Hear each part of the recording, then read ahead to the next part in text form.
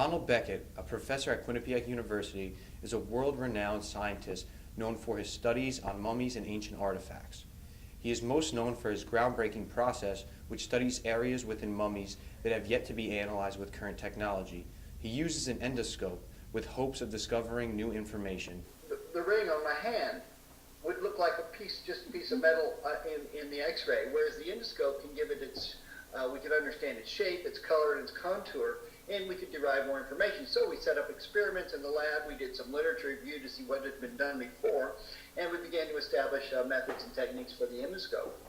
Jerry Conlogue, besides being a professor at Quinnipiac University for diagnostic imaging, has been featured on many television shows on National Geographic and the History Channel.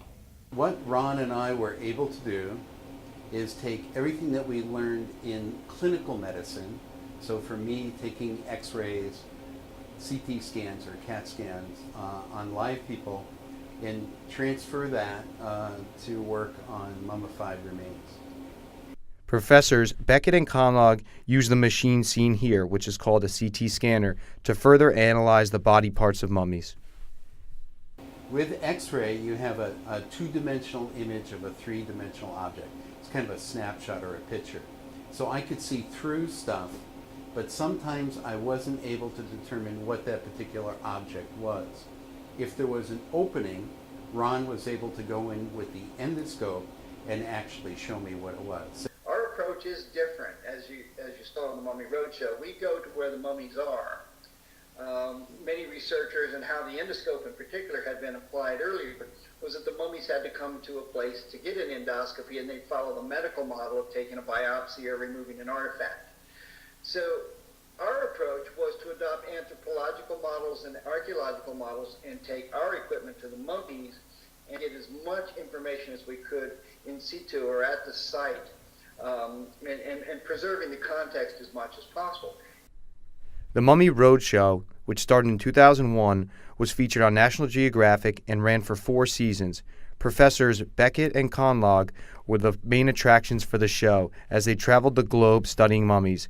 Some of the places they went include Asia, South America, Europe, and even the United States. Everywhere we go, we enjoy, because we try to tend to go in with a very open mind. So we enjoy learning about the culture, learning about the people and their interactions with the mummies, and of course interacting with the mummies themselves.